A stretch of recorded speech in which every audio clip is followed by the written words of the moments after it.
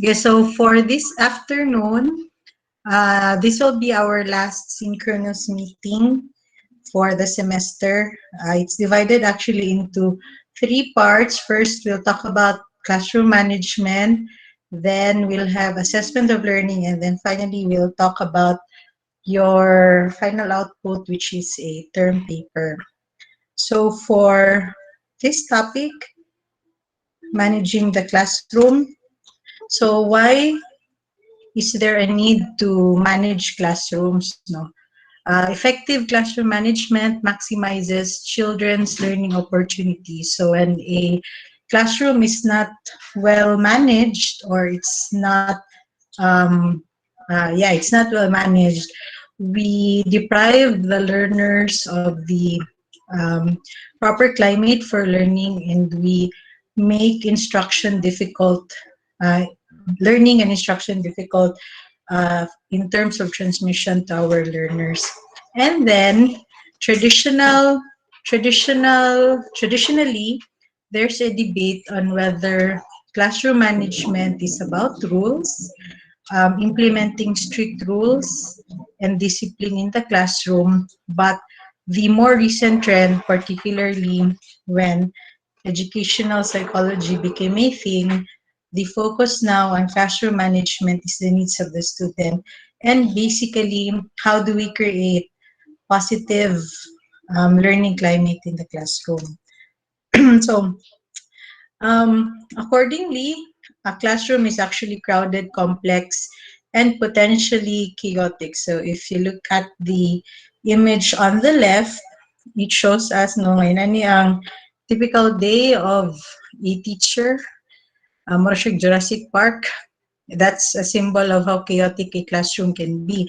This is the face-to-face classroom because, again, it's our first time to experience the virtual classroom due to the pandemic. So according to Walter Doyle, there are 6 characteristics of the complexity of the classroom. First is that classrooms are multidimensional activities. When we say multidimensional, meaning a lot of things are going on in a classroom. So for example, the teacher is lecturing, one of the classmates is talking to her or his seatmate, naputay sa ka-student na nagatulog, and some students would also be doing other things aside from paying attention to the lesson. So it's multidimensional. Many things are happening inside it. Aside from multidimensional, activities in the classroom also occur simultaneously. So while the teacher is ano, while the teacher is lecturing or giving an activity, student may be gisumbag niya ang iyang seatmate or yung gitusok og ballpen, or on the other hand, there's also a classroom observation happening with a supervisor conducting an observation of the teacher. And then things happen quickly in a classroom. You may be lecturing at one point, and then in the other, by the next second, you're now trying to uh, calm down a student who has a breakdown, or trying to stop a fight from happening. Events are also often unpredictable in classrooms. You don't know what will happen. Even if you structured your lessons well, you don't really know if things will go your way. There is little privacy. Number 5, um, teachers, students see everything that the teacher does in the classroom, even if it's virtual or it's not virtual. And then number 6, very important, classrooms have histories. So an example of this is that you always remember what happened in your class, kung imuhang teacher ba kay fair or unjust, kung kini siya nga student, yung gipa ni siya. So those will always leave a mark on the teacher and how you perceive him or her in terms of learning. Next, discipline versus, this is now the classroom climate. So there's a question. Wait lang ha, I hear music in my presentation. Wait lang.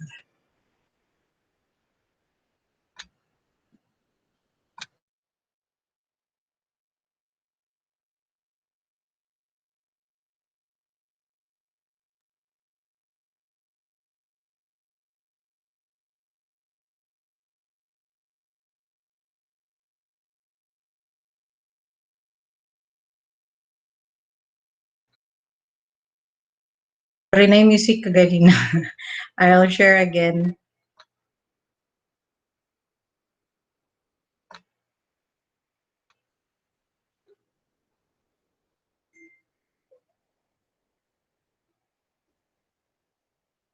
So we're now down to the classroom climate. So typically before, classrooms were encouraged or discipline was the main feature of a classroom, meaning teachers should ensure that their students are not unruly, that rules and regulations are followed. But when educational psych came into the picture, it's not more on enforcing discipline, but rather creating a positive classroom environment which is conducive for learning. And so, instead of advocating rules and regulations and discipline, what we strive to do in managing our classrooms is we use preventive and proactive strategies. Preventive meaning we arrange or restructure our classroom in such a way that we prevent um, behavioral problems from students, and we use proactive strategies, not reactive strategies, wherein we allow our learners to be themselves and be actively involved in the learning process rather than just um, listening to what the teacher does absent-mindedly and doing everything based on the instruction of the teacher. Now, Jacob Kunin in 1970 conducted a study, and he found out that effective and ineffective classroom management are actually very similar in terms of misbehaviors. Ang naka-different lang daw sa effective classroom management is that effective classroom managers would handle group activities better than ineffective classroom managers. So if you look at this image below, so traditionally, it is said that classroom should be like a well-oiled machine. So notice nga, students are supposed to be in the traditional sense, no? Students are supposed to pay attention to the teacher. They should focus on learning, well-oiled machine because everything goes smoothly. But today, what we're advocating is that a well-managed classroom is actually a beehive of activity. It doesn't mean na dapat chaotic ang classroom or very noisy and very unruly. It only means that a classroom that's effectively managed is a classroom wherein students are actively engaged and purposefully engaged in learning. Kanang motivated sila on their own to learn, even without, not because of fear of the teacher, but because they want to learn. And they really are kanang, ano sila ba? It's their desire to engage in activities, not just because it's a requirement for grades. Now, management goals and strategies. So when we manage the classroom, these are our goals and strategies. First is we have to help students spend more time on learning and less time on non-goal directed activities. So this is one dimension of a well-managed classroom. Second, we prevent students from developing problems. If our classrooms are well managed, if the instructor or the facility, kung seminars man galing, no, if the facilitator is well adept in managing the class and the learning process, it actually helps students who are struggling. Kung dili siya managed well, students struggling will be far worse. Katong isolated nga student, mas mahimo siyang isolated kung dili well managed ang classroom. Katong bully nga student, he will become even more mean if the classroom is not managed well. And then, of course, managing the students come hand in hand with managing the flow of the learning process. So you have to ensure that you're not only looking at managing your students, but you're also looking at ensuring that the instruction, the learning supposed to be done at that particular session is completed. And then this is the physical environment of the classroom, aspects of the physical environment of the classroom. So according to Evertson and Emmer, there are four important things that you have to remember in terms of physical environment of the classroom. So you have to, number one, when you structure your classroom, you have to reduce congestion in high traffic areas. Kay kung may congestion, magtipok ang mga estudyante, mas dili sila mag-pay attention sa lesson or sa learning.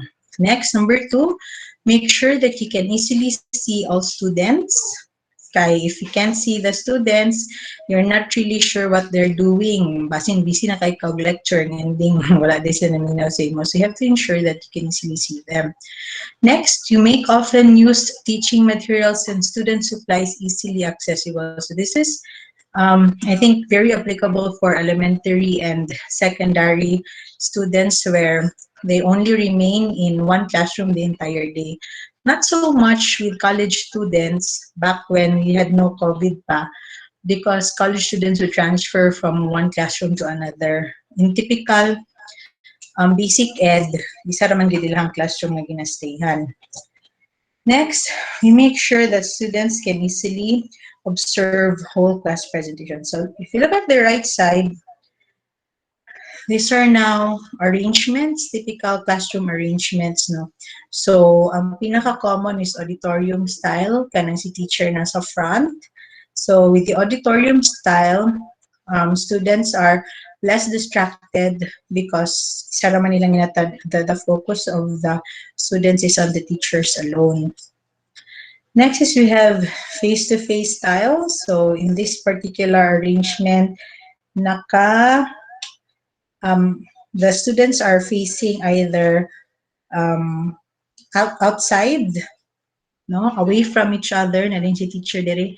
Pwede po sila sa isa ka table, no? Teacher, pwede po siya nasa tunga, pero tanaw ang mga students sa each other. Now, the face-to-face style is prone to distractions, meaning the students may have more chances of focusing their attention less to the teacher because they're looking at their classmates. You have the offset style. This is particularly good if you're going to conduct group activities wherein they are required to do some hands-on work like in inyong laboratory classes. So that's actually usually offset style. Seminar style, when you want your students to engage in dialogue like brainstorming, group work, so pwede yung seminar style. And of course, you have your cluster style. Next, how do we create a positive environment for learning? Now, there are three types of management style. We have these three styles are based on Diana Baumrind's parenting styles. I don't know if you have encountered her, pero inong si Diana, si Baumrind nga, there are three types of parents. So since technically our teachers are our second parents, so applicable gihapon yung theory in the classroom. So we have authoritative classroom management style. So the authoritative classroom management style is best is recommended for building positive environment. So in authoritative classroom management style, students tend to be self-reliant, delay gratification, get along with their peers, and show high self-esteem. Why? Because the teachers encourage students to be independent thinkers, and the teachers engage the students in verbal give and take, showing a caring attitude. Even if the teacher shows caring attitude in the authoritative classroom management style, she also ensures nga naay rules and regulations. So there's a balance between having rules and regulations and caring and engaging for your students. If authoritative style is the recommended classroom management style, there are two naman detrimental um, or maladaptive classroom management style. First is the authoritarian. So from the image, mo ni siya ang typical classroom of a very, very strict teacher who is restrictive and punitive. No, very strict. Pag mahadlok yung kasi ang klase kay strict kayo siya. So the focus is on keeping order in the classroom rather than on instruction and learning. And then the teacher plays firm limits. So um, black and white. These are the rules. If you don't follow them, there are consequences, like gray areas. So firm limits and controls on students and have little verbal exchange with them. When we have authoritarian classroom management style, our learners become passive. Passive kay mahadlok man sila mag-interact with their teacher or their classmates because they might get punished. So, passive learners sila. Next is permissive.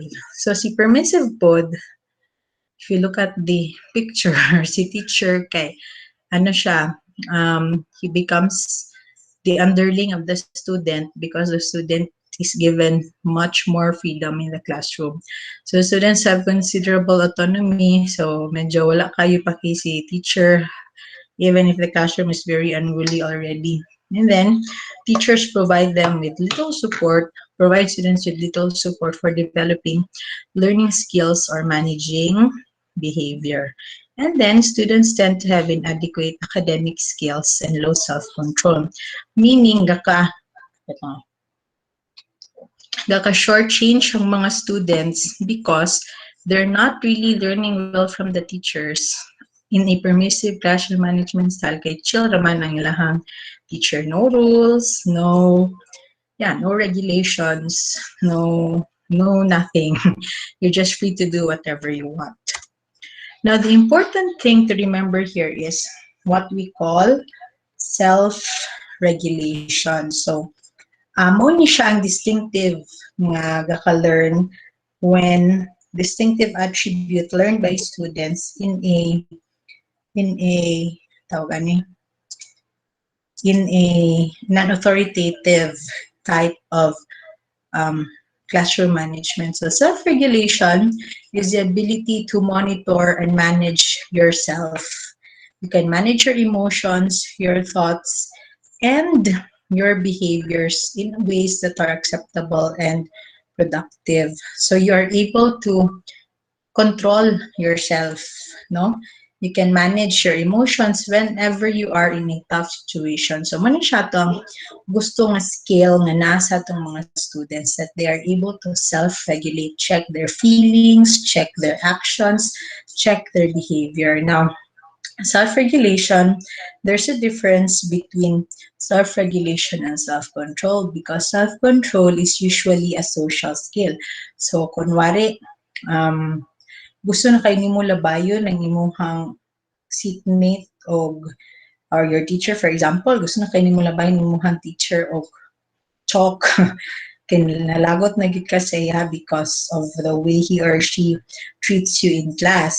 But you don't do that because you know it's wrong. That's self-control.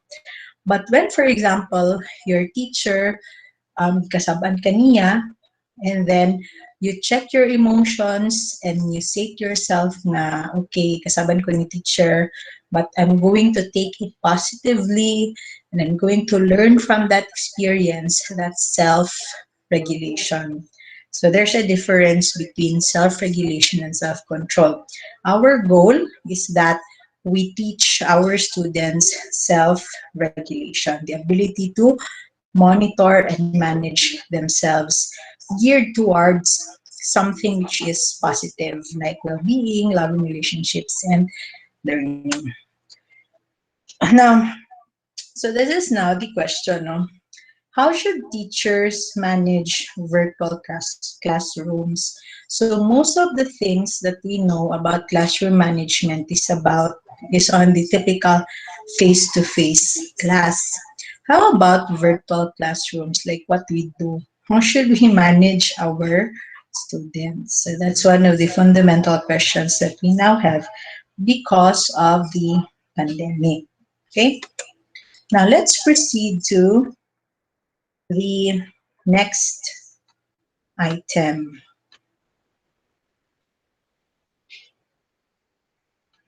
which is on classroom assessment. Okay. Now, when we speak of assessment, typically the first thing that comes into our head are tests, no? Requirements, multiple choice exams. But later on, you will come to understand that assessment does not really just mean pen and paper exams. There are other forms of assessment that we can do in learning. So what's assessment? So assessment of learning is the process of gathering, interpreting, recording, and using information about learners' responses to an educational task. So there's data gathering, interpretation, and recording of the information.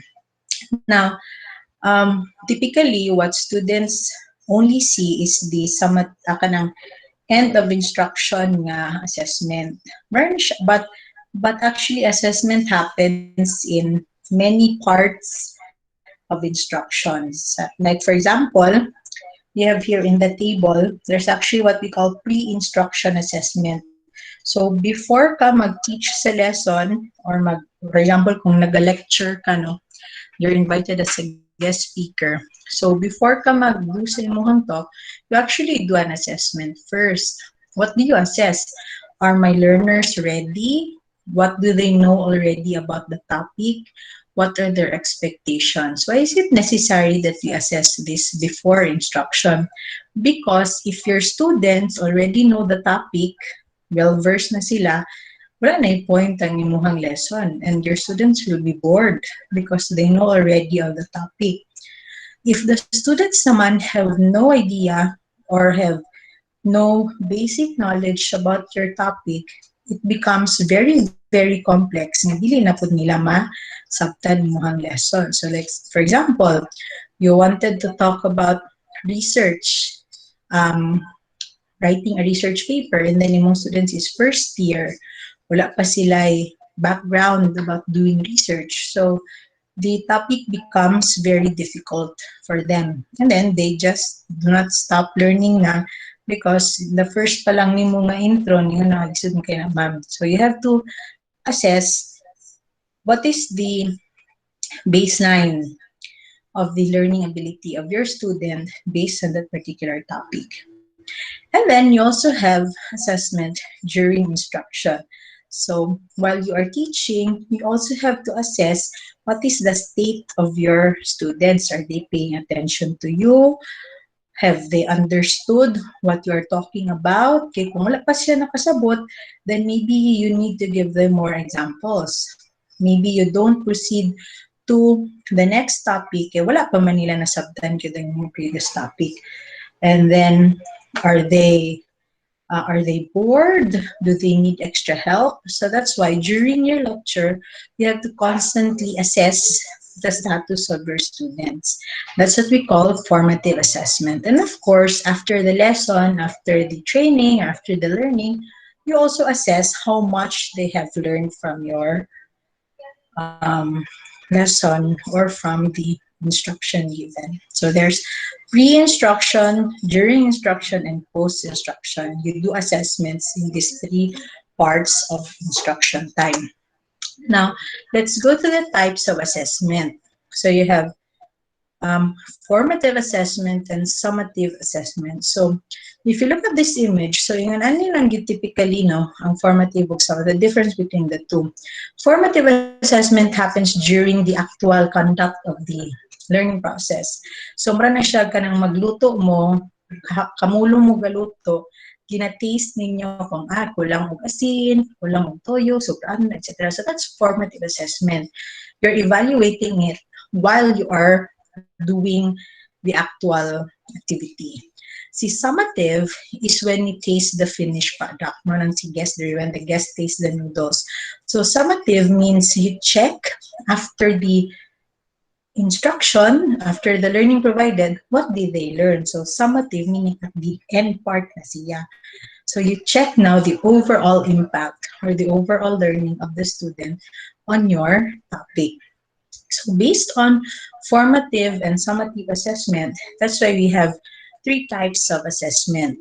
No, you have assessment for learning, assessment as learning, and assessment of learning. When we say assessment for learning, this means that teachers, while they are doing the actual instruction or teaching process, they're also gathering information as to the progress of the students. That's why formative.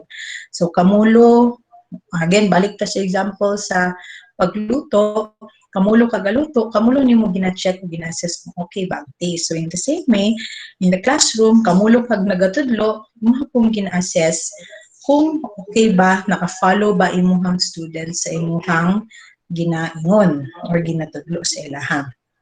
That's assessment for learning, and it's part of formative assessment. Now, when we say assessment of learning, that occurs when teachers use evidence of student learning to make judgments on student achievement against goals and standards. So this typically happens at the end, like for example, in your midterm and final term exam. So that's a summative assessment. And part na siya ba? You're trying to measure the entire learning process na, or major final output. So that's a summative assessment. You have an overall assessment of what actually happened in learning. That's assessment of learning. Kining assessment as learning, this is when, remember self-regulation, when you check your own self, your own emotions, your own thoughts, that's assessment as learning. That's when a student checks his own self or his own pace in learning. So, for example, the student will reflect na, uy, wala ko nakasabot sa gingon ni teacher sa math. So, that's assessment as learning. It's the way a student checks his or her own progress in learning. So, that's assessment for learning, assessment as learning, and assessment of learning.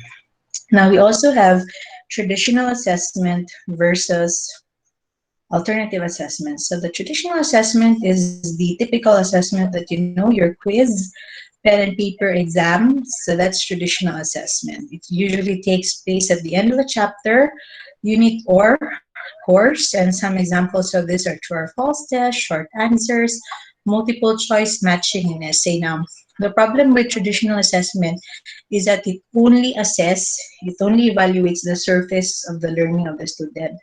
Kaya basically, ang yahamang ginassess ani ka your ability to remember what we have learned. So retention. So, typically ang ma-assess sa traditional assessment. So surface level lang siya. We can't really, when we use traditional assessment, we can't really measure the depth unsa kalalo mang inyong pagsabot sa usa ka lesson, because it's just typical facts or knowledge. Kung dito pa ta sa memory nga lesson, this is just declarative knowledge, no? Or declarative memory, what you can recall or what you can remember. There's also what we call authentic or alternative assessment. So authentic or alternative assessment, as the name implies, it looks at performance-based assessment. So what can the students actually do with their learning? Kasi magbuhat sa ako mga estudyante with what they learn. So when we do authentic or alternative assessment, we ask students to demonstrate the knowledge that they're supposed to have learned in the lesson. That's why ang typical examples ani are projects, research, term papers, experimentation. When you do group reporting, that's authentic assessment. When you're tasked to make a model, I remember in your, was that the rural society class where you built a model of a rural community? So kana siya, those are authentic assessment. It requires you to apply what you learned. Dili lang nga i-remember ang theory or ang principle, but it requires you to apply what you learned and even to think of new ways, no, or innovations or new knowledge on your own. So that's authentic or alternative assessment. Ano man ang advantage sa alternative assessment over traditional assessment? For one, it measures how the depth of knowledge. Kaya dili lang man siya retention of information. You are asked to perform, demonstrate what you have learned, and to apply what you have learned. The disadvantage is that alternative assessments cost more time because they're more complicated in doing. That's why when we require our students alternative assessment, we actually have to give them more time to accomplish compared sa traditional assessment. Like for example, kung mag-quiz ta, that's 1 hour. But when you do research or term papers, you're actually given more time because it requires more. Now, how do we establish high quality assessments? So there are three principles. You have reliability, validity, and the third one is fairness. Now, I think sumuna kaning reliability of validity sa inyo, no? But again, validity is the extent to which assessment measures what it is intended to measure. Does your test or assessment measure what it is supposed to measure? That's validity. And then reliability, the extent to which a test produces consistent, reproducible scores. So kung si validity, imo bang na measure ang dapat nimo i-measure? Si reliability, are the results of the student in the assessment consistent? That's why there's always the question, can something be valid but not reliable? Or can something be reliable but not valid? No? So kung tanawin ninyo, when we say validity, that means to say, imong maigo ang center or ang tawag ani sa dart, ang target. So when we say it's valid, maigo nimo ang target, but this one is not reliable kay dili consistent ang imuhang pag-igo sa target. Nakaigo ka usahay, sa usahay wala. So valid but not reliable.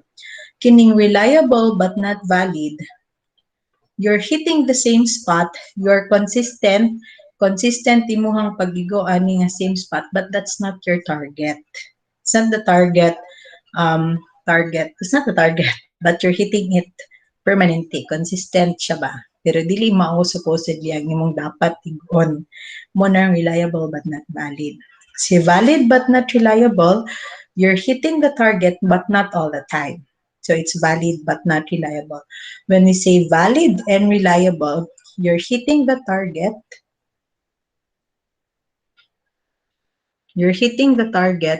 But wait lang ha.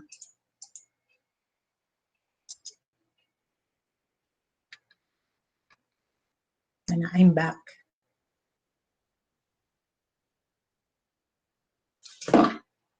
Can you still hear me? Ayan, na di ay. So, asa nagay ko? So, when we say valid and reliable, you're hitting the same target, you're hitting the target, and you're hitting it consistently. So, dapat, our assessment should be valid and reliable. And then, fairness. So, assessment is fair when all students have an equal opportunity to learn and demonstrate their knowledge and skill. So, for example, look at this image. According to this person, for a fair selection, everybody has to take the same exam. Please climb the tree. But of course, we know that this isn't a fair exam. Of course, si fish, di man siya makasaka sa tree. How about the seal, the elephant, the penguin? So it's the same exam, but it's unfair to some of the test takers. So we have to ensure that our tests, our assessments are fair because everybody has an equal chance of performing well on that particular assessment. And so this is now, dayon, our dilemma. How should assessment be done in online learning? Kung saan man gid mo dapat pagrado in online learning? Should be based on your attendance, on your participation during synchronous sessions, or should we based on your outputs? Or dapat ba nato pasayloon ang mga output nga kanang delayed or output nga not really of the best quality kay pandemic ba karon ma'am? We're also suffering. So how should assessment be done in online learning? And of course, how should assessment be done in cases of emergencies? For example, lugar kung nagira na particular area, saan man nimo, should we still conduct classes? And if ever man kayo nga nag-conduct ta og class, how do we assess the learning of our students? Kung nag-typhoon, for example, how do we assess the learning of our students when they are in a status of emergency? So that's one of the questions that is also something that we now think about because we experienced the pandemic. Okay, so I think that's it. That's the last two topics that we have. Questions or comments?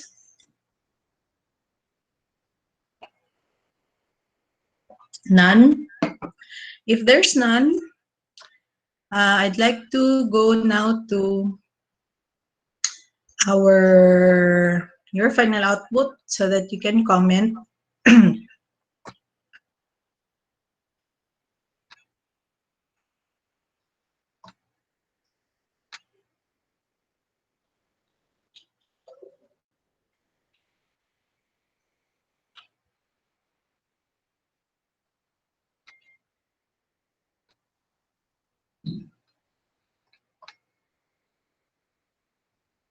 So I'll present this one so that you can negotiate or you can give your comments later on. So for your final output in this subject, you will be required to um, write a term paper.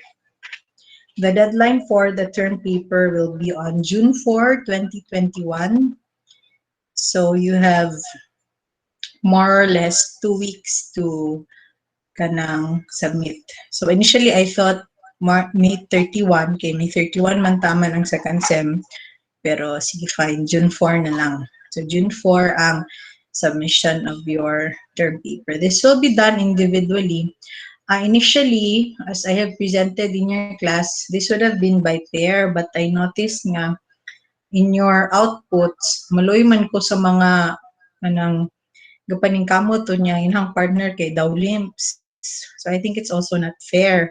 So I'd prefer na lang individual submission for your final output, no? Okay, para po, since most of the output, the worksheets were done by pair or by group, this time at least your fate is in your hands, no? So term paper. Now, what is a term paper? A term paper is a type of research paper, but do not worry, kaya basin matarandam kay research paper, you don't need to gather data for this. You just have to go over some literature.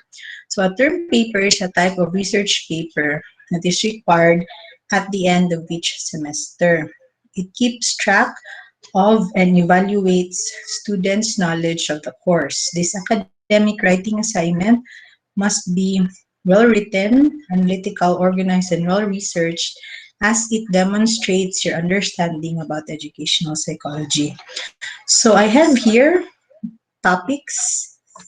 Pila ba ni sila kabuok? There are 9 topics, no?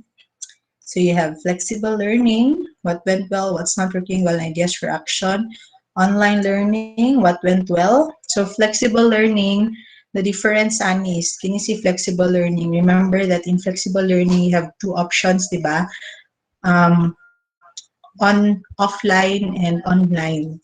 So kung flexible learning yung pilion, you discuss offline, you also discuss online learning. Kung number 2, online learning lang ka focus, what went well and what's not working on ideas for action. Then you have education in emergencies.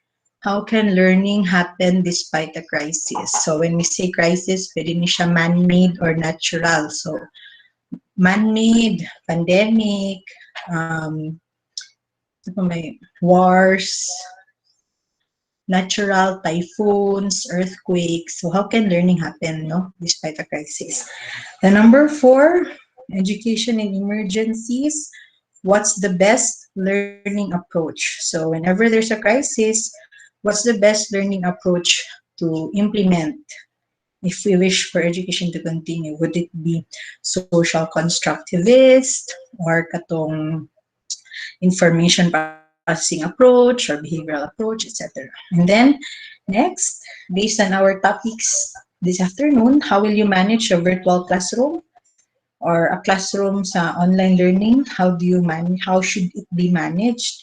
Then how do you assess online learning? And then 7, assessment of learning during crisis situations. 8, the face of new normal education. So, what do you think is the unsa na ba ang itsura sa education after the pandemic? So maybe we can focus this one on higher education, no? Higher education meaning college education. Dili basic ed, elementary ug secondary. Let's focus on education at the college level. And then number 9, what will happen to education after the COVID-19 pandemic? Okay? So you can also just focus this time on higher education. Okay, mo man gyud ang inyong experience. Or see, maybe later on gusto mo basic ed. So we will discuss that pod later.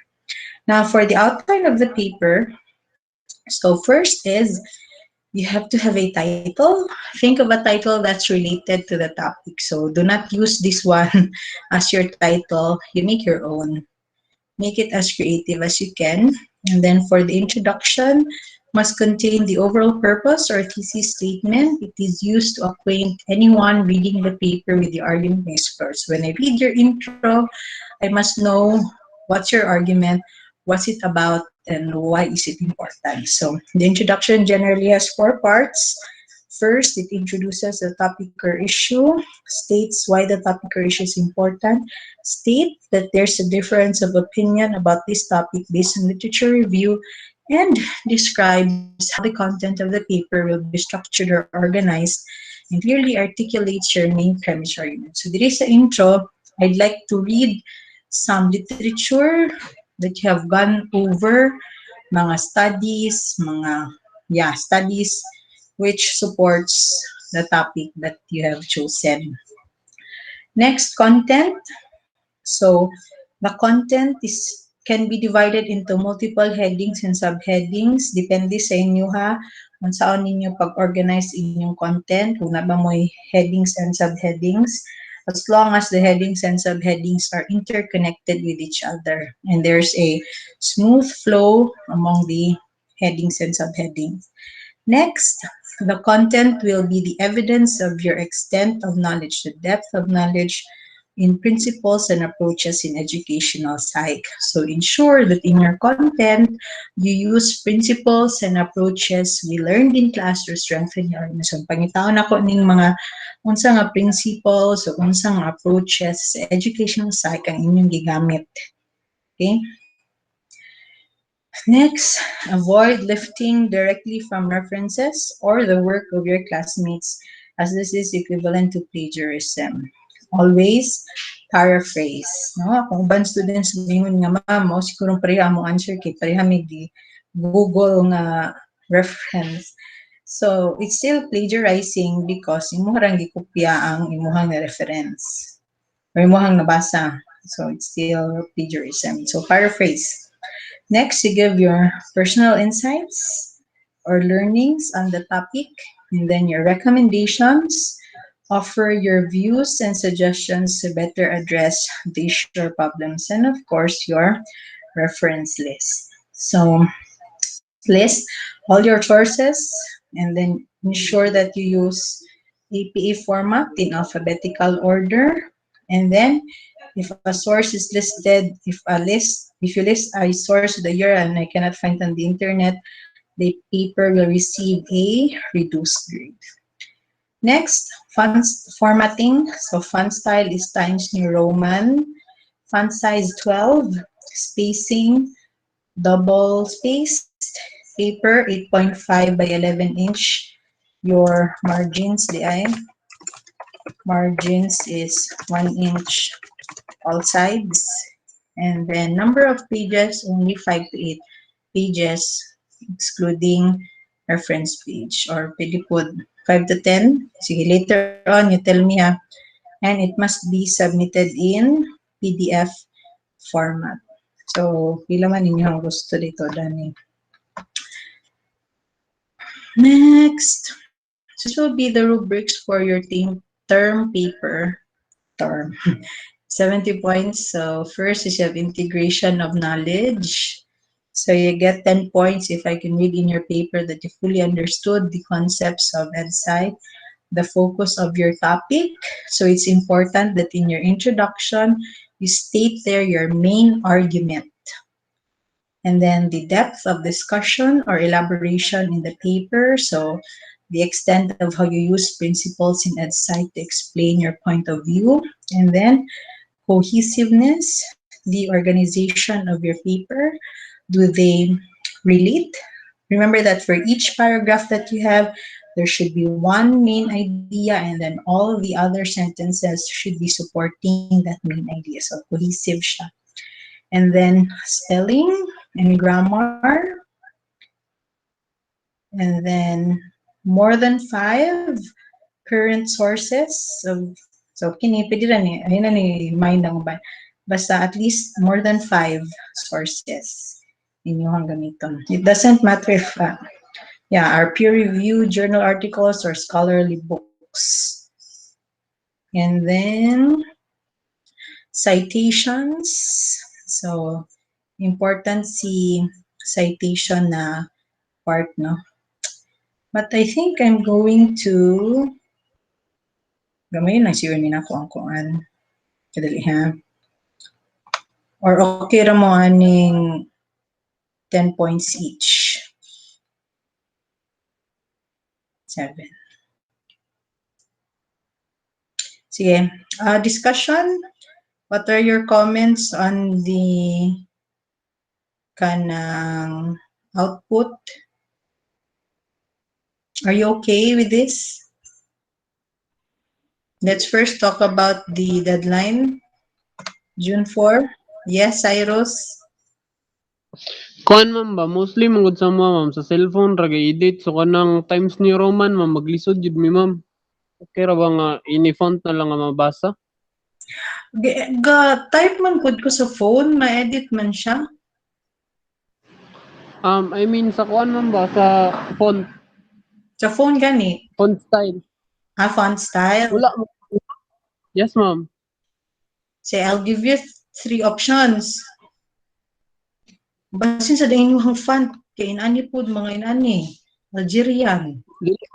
Kuan ra gid siya ma'am, kanang usahay ka nang plain lang kana bitong sa kuha nga Huawei katong Huawei. Sa may default. Font lang gid sa Huawei ma'am. Unsay default ng font style? Kalibre ma'am. Sige, font calibre. Times New Roman or calibre? Or Arial? Yes ma'am. Sige. Fine. What else? Okay na siya ma'am. Okay. Number of pages? 5 to 8 is enough? Excluding ni siya reference page ha. So, kung 8 pages, ika 9 si reference page. Are you okay with 5 to 8? Yes ma'am, kay double spacing man sad. Basin nga mayra kayo. Char. Dali ma'am, sakto rin kayo na siya ma'am.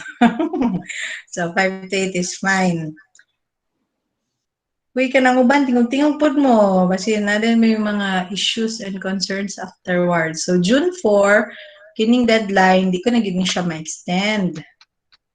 Because, pwede rin. I don't know, June 4.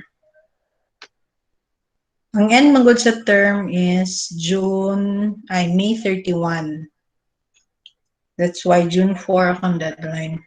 But you can still submit beyond June 4. But of course, kay deadline naman, so there will be subtractions. Is June 4 okay? Yes ma'am. So June 4 na ha. Mga po nag-comment. So June 4 is fine. Sige, next. For the total points, do you think it's fair that all of this will get kanang 10 points each? Or na may gustong gamayon of points? Si citations, for example, 10 points. Citation and sources ma'am. So, ganahan na mo nga 10 points ni tanan. Ang citation lang, ma'am. Citation. Yes, ma'am. Kay namang klase-klase nga citation, ma'am. Naiuban nga IPA na po rin uban nga. EPA kaniyang required sa inyo. Sige, ani, I will reduce this na lang. So, kining for the second half, cohesiveness needs to be koan. Data.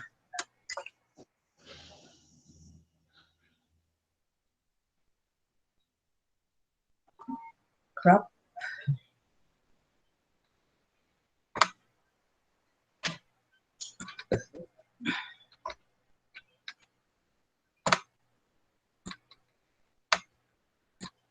So, see integration of knowledge, topic focus, depth of discussion, and cohesiveness, that would be 10 points each. But for this one,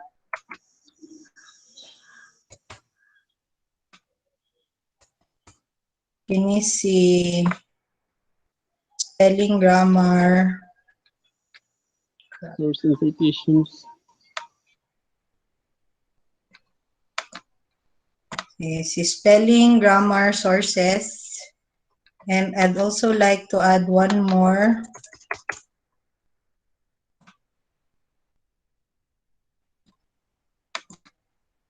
Sources, o si citation.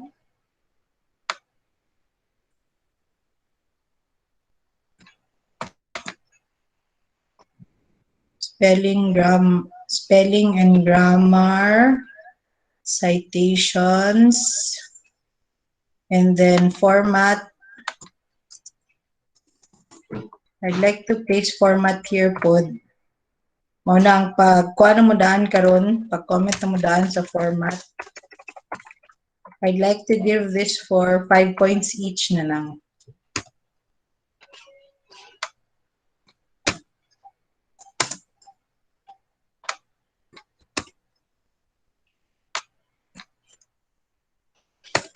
Ana, is that fine? Yes, ma'am. Okay, ras ko, ma'am. How about the Butso, rest? So, ang total points na lang ani would be 5, 10, 15, 20, 30, 40, 50, 60, 60 na lang.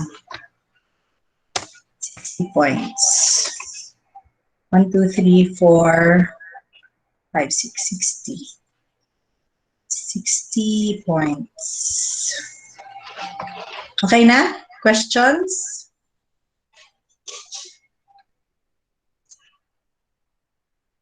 Wala na ako, ma'am. Wala na? How about the rest?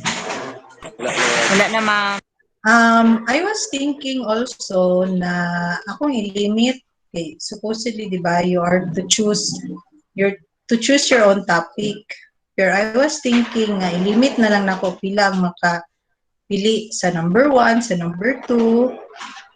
Kay my fear is that some students mga sila mangita ko idea sa imong paper, and then the owner of the paper does not know nagi-copy na dayang work or one sentence of that particular work.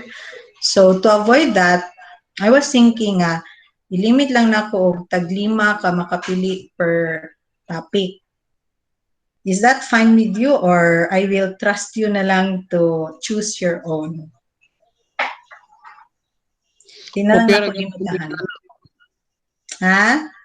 Okay rin nga na, ma'am, para di magbalik-balik ang topic. So, good. Oh, mausad.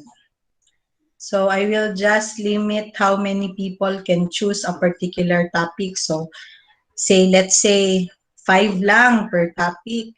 So, inig maabot na og 5, dili na ka pwede. You have to move on to another topic.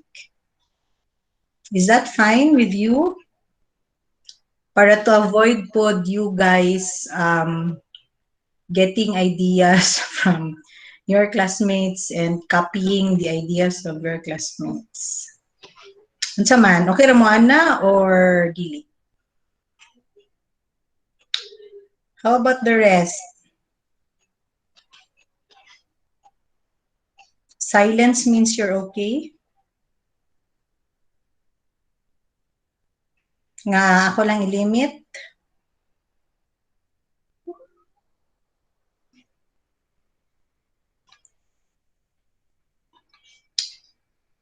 Uy, yun sila ning uban. So, akong ilimit, ha?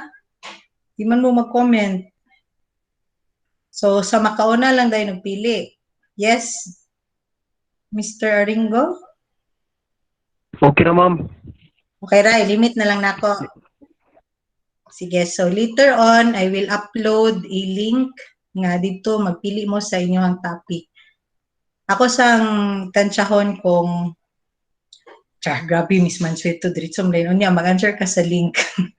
Ako sang tanawan kung pila ka buok ang pila ka buok per topic. Okay? Sige.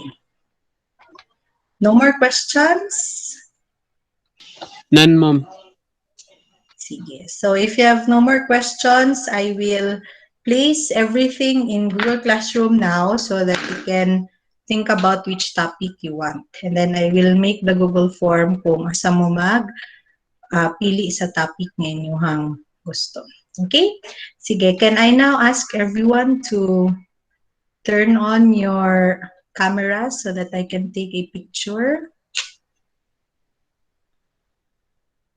Gwapa-gwapaha naman ni si Miss Mahilom. Oh? Anong gwapa naman kay Kamadam? Wala mo good ma'am, na mo good sa workplace. You're Regards working, dito, right? regards daw si Sir Vernon, ma'am. Fernon Medrano? Naka sa fire? Hi, Kuya V. Sige. Smile. Kadali ha. Asa na to si Miss Mansueto? Online learning, ra ba daw iya ha? Da, Miss Alarcon. Sexy kayo. Sige. 1, 2, 3. Smile. Thank you.